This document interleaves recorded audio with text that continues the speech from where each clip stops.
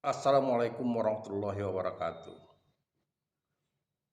Pada Allah Subhanahu wa taala, Tuhan yang Maha Esa, yang kita yakini sebagai penguasa alam ini, kita mohon perlindungan agar kita selamat hidup dunia dan akhirat. Selawat dan salam kita aturkan kepada Nabi besar Muhammad sallallahu alaihi wasallam. Allahumma sholli ala Muhammad wa ala ali Muhammad. Assalamualaikum ya Rasulullah. Para guru, para siswa, dan para mahasiswa yang mendalami karya sastra yang saya hormati. Kita sudah berbincang 13 kali pertemuan tentang teori sastra. Artinya kita sudah paham apa yang dimaksud dengan teori sastra itu dan kegunaannya dalam membedah karya sastra. Berarti setiap teori itu kita punya tujuan yang hendak kita capai untuk menginterpretasikan sebuah karya sastra. Sehingga dengan kita menggunakan teori sastra, kita secara tidak langsung kita tahu apa isi sastra itu, baik buruknya karya sastra itu. Mulai dari bagaimana karya sastra hubungannya dengan pengarang atau sastrawan, sastra hubungannya dengan masyarakat, atau sastra secara berdiri sendiri otonom, dan sastra yang hubungannya dengan kondisi yang ada pada masyarakat pada masa itu. Namun demikian, kita lupa barangkali bagaimana caranya untuk lebih terarah menggunakan teori sastra itu. Karena kita tidak cukup mengetahui teori sastra saja, tetapi tentu harus didukung dengan teknik pengumpulan data. Kita tahu bahwa dalam penelitian, baik itu kualitatif maupun itu kuantitatif, bahwa ada teknik pengumpulan data. Dan pengumpulan data ini lah yang kita pakai, kita sesuaikan dengan tuntutan teori yang kita gunakan. Misalnya, kita ingin menggunakan teori struktural genetik sebagai pisau bedahnya memahami karya sastra. Nah, tentu sumber data primer, data utamanya adalah karya sastra. Nah, karena istilahnya genetik atau genetika, maka data sekundernya tentu data yang kita peroleh dari sastrawannya. Nah, oleh karena itu kita kejar dulu data primernya. Karena dia berupa karya sastra, berarti objeknya itu adalah teks tertulis. Nah, tentu kita dengan cara membaca, lalu kita mungkin saja dari bacaan itu kita memindahkan data-data yang menurut kita itu adalah data primer dalam bentuk kartu atau chart. Nah, dari sinilah sumber data primer ini kita perkuat dengan data sekunder, data pendukung. Data pendukungnya itu kita peroleh dari narasumber sastrawan. Bagaimana caranya? Ya, karena satu orang sastrawan, langkah yang dapat kita lakukan adalah wawancara langsung. Wawancara ini ada yang langsung, ada yang tidak langsung. Kalau sastrawannya masih hidup, upayakan kita menggunakan wawancara langsung. Nah, kalau tidak sudah meninggal, berarti bisa jadi kita menggunakan wawancara tidak langsung. Orang-orang yang tahu dalam proses kreativitas mereka. sastrawan itu. Itu kita lakukan. Nah, wawancara ini juga berarti ada daftar atau pertanyaan yang kita susun sedemikian rupa secara sistematis, kita kaitkan dengan data primer, data yang ada pada teks yang sudah kita kumpulkan.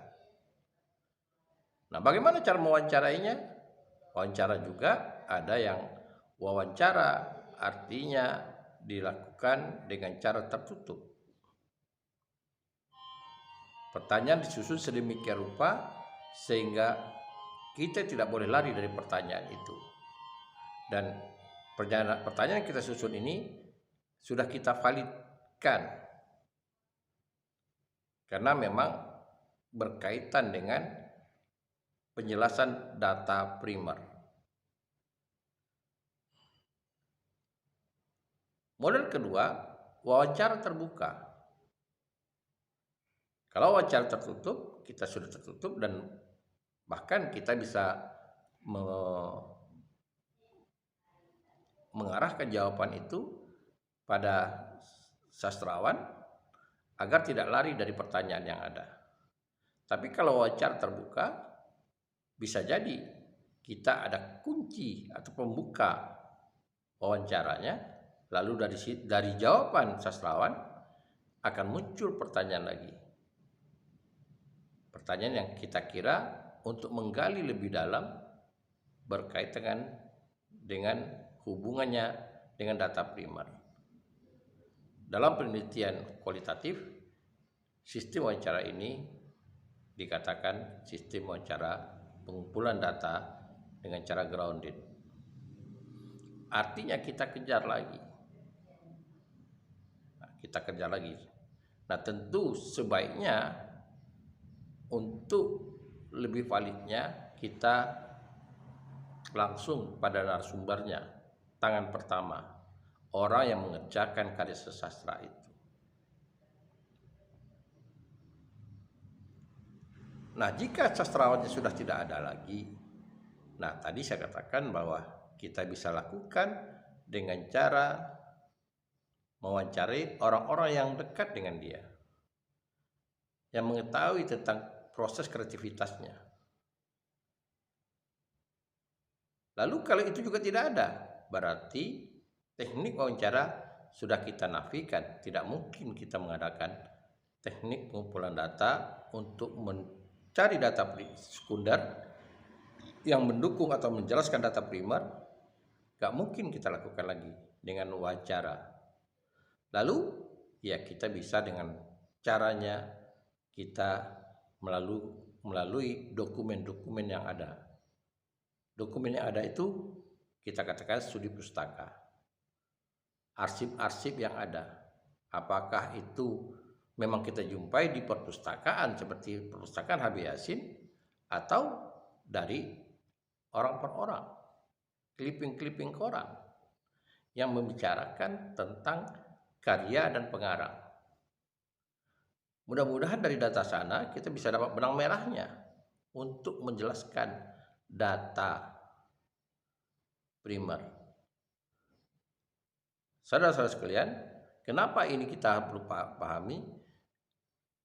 Sastrawan menulis sebetulnya dia sudah dipengaruhi, dirinya itu sudah dipengaruhi dengan yang namanya unsur ekstrinsik.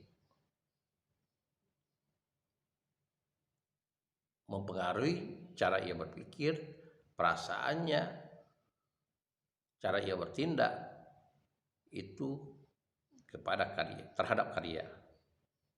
Apa-apa yang dia lihat, apa-apa yang dia cermati, apa-apa yang dia dengar, apa-apa yang dia rasakan, baik berkaitan ideologi, politik, sosial, budaya, pertahanan, keamanan,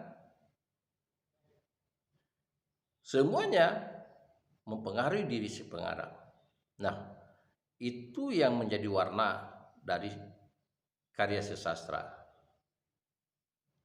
Jika hal itu yang dirasakannya adalah tekanan politik seperti sastrawan masa Jepang, maka dia akan mensiasatinya. Contohnya, dia mengambil bentuk-bentuk simbolis.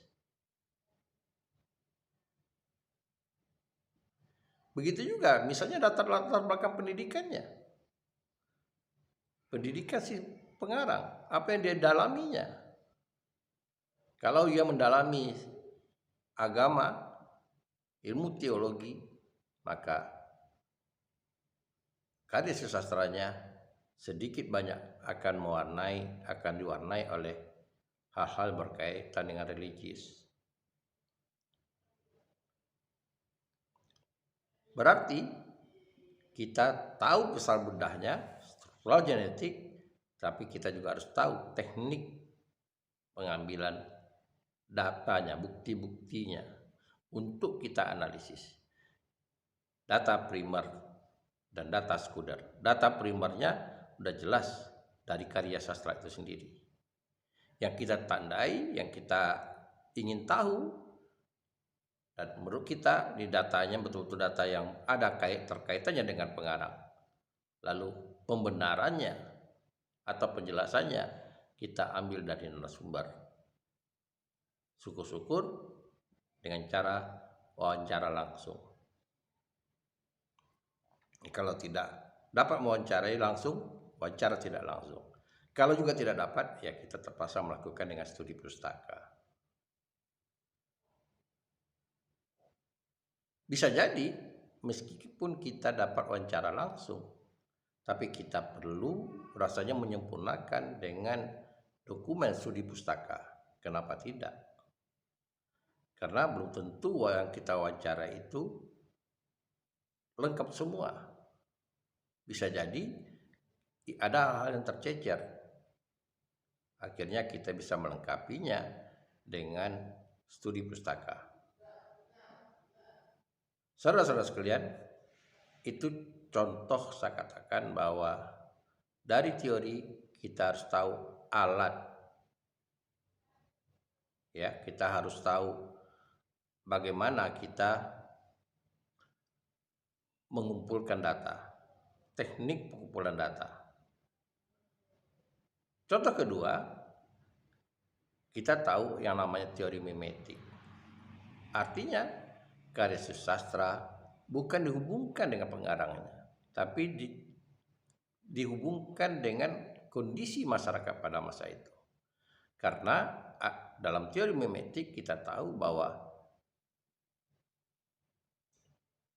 karya sastra dia merekam situasi pada masa karya itu dibuat. Nah, ini kembali lagi tetap kita mempedomani teks pada karya sastra itu sebagai data primer. Lalu data sekundernya menjelaskannya itu berarti situasi yang ada. Dari mana situasi ada? Tidak mungkin kita lakukan dengan cara wawancara, tapi kita bisa dengan cara dokumentasi. Kita kan tidak mungkin mewawancarai para veteran untuk kasus Perang Dunia Kedua misalnya. Bisa jadi tingkat ingatan mereka itu sudah tidak memadai lagi karena keuzuran. Lalu apa yang bisa kita dapat? Dokumentasi. Meskipun kita tahu tidak ada dokumentasi yang sempurna. Karena orang mendokumentasikan itu sesuai dengan kebutuhannya, sudut pandangnya. Karena itu orang selalu mengatakan antara pahlawan dengan penjahat itu kan tipis. Sisi mana memandangnya? Bisa jadi di sisi masyarakat dia penjahat, tapi di sisi keluarga dia sebagai pahlawan, menyelamatkan keluarga. Nah, oleh karena itu kita upayakan untuk data sekundernya, berarti kita mengkaji hal-hal yang berbentuk dokumentasi. Dokumentasi itu bisa berupa audio, bisa berupa visual, bisa berupa audiovisual. Audio itu artinya dokumentasi yang berupa rekaman. kayak kaset, piring hitam, dan sebagainya. Visual kita bisa mempelajari melalui foto, film bisu, poster-poster, itu visual. Lalu audiovisual lebih maju lagi, yaitu seperti video, film dokumenter. Nah, tentu dokumentasi itu juga ada yang berupa catatan. Visual itu bisa juga berupa teks, buku yang dekat kajiannya dengan studi pustaka. Jadi kalau kita katakan dokumentasi dengan studi pustaka itu bisa berupa dokumentasi, teknik dokumentasi. Nah, dari dokumentasi inilah kita bisa memberikan hubungan antara data primer dengan data sekunder, sehingga kita bisa menyimpulkan bahwa karya susastra itu memang ada kaitannya dengan masyarakat.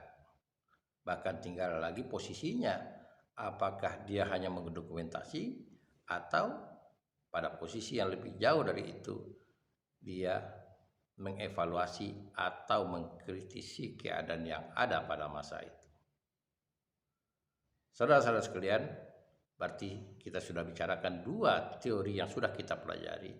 Lalu dengan sekarang kita bicarakan tentang teknik pengumpulan data, mengumpulkan data yang ada kaitan dengan itu. Tapi sekali lagi, karena ini kajian tentang susastra, tentu sumber data utamanya adalah karya sastra itu sendiri yang dikatakan dengan data primer.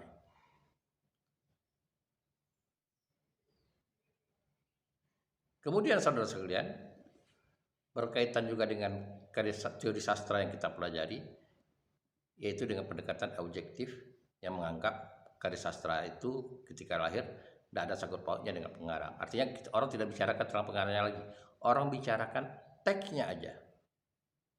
Orang bicarakan teksnya saja. Ada beberapa teori yang bicarakan tentang teks. Nah, tentu yang pertama kali kita bicarakan pendekatan struktural. Struktur yang membangun teks itu. Artinya kita hanya mengambil data primernya itu yang ada pada teks. Unsur-unsur intrinsik yang ada pada teks. Nah, bagaimana kita memahami misalnya keterkaitan antar unsur atau ciri khas unsur, misalnya karakter. Kalau terkaitan misalnya antara karakter dengan alur, karakter di tempat kejadian. Nah, kajian kita membedah semua unsur yang ada pada karya sastra, karena kita tahu ada unsur-unsur yang berlaku atau terdapat pada puisi juga terdapat pada fiksi. Tapi ada juga unsur-unsur yang merupakan identitas karya puisi dan identitas karya fiksi. Bahkan ada karya yang unsur-unsurnya kedua unsur itu ada. Unsur fiksi dan unsur puisi ada pada satu karya. Nah, ini perlu kita cermati. Kekuatan-kekuatannya, keunggulan-keunggulan unsur itu. Dengan cara apa? Ya, kita mendata sesuai dengan grand teori yang kita pakai. Misalnya kita bicara tentang perwatakan, kita tentu harus menggunakan teori siapa yang kita pakai untuk mengamati. Bahkan kalau kita ingin menentukan tokoh utama, ada teori yang menentukan cara menentukan tokoh utama. Tokoh utama tidak mungkin kita tentukan karena betul-betul karena judul novel itu adalah nama tokoh, misalnya Siti Nurbaya. Orang akan terjebak mengatakan ya tokoh utamanya Siti Nurbaya. Padahal menurut teori yang saya pahami, tokoh utama berarti tokoh itu yang hadir sepanjang cerita. Berarti kalau kita bicara Siti Nurbaya, yang hadir sepanjang cerita itu Datuk Maringgi. Bahkan ia mengalahkan masa panjangnya kehidupan Siti Nurbaya dan Bapak Siti Nurbaya. Namun karena sudah terbentuk mitos Siti Nurbaya itu adalah tokoh utamanya Siti Nurbaya, secara fakta kita sulit membantah tentang tokoh utama pada Siti Nurbaya. Nah, inilah yang dikatakan yang kajian struktural. Berarti tidak diperlukan wawancara. Tidak diperlukan wawancara. Yang diperlukan adalah kajian teori. Kajian teori, dari teori itulah kita memahami kondisi yang ada pada unsur-unsur struktur karya sastra itu. Demikianlah pembicaraan kita. Nanti kita lanjutkan lagi dengan teori-teori yang sudah kita bicarakan. Teknik apa, teknik pengumpulan apa yang tepat kita gunakan dalam mengamati atau mengamati karya sastra dengan menggunakan teori atau pisau bedah yang sudah kita pilih. Semoga ini dapat dimengerti. Assalamualaikum warahmatullahi wabarakatuh.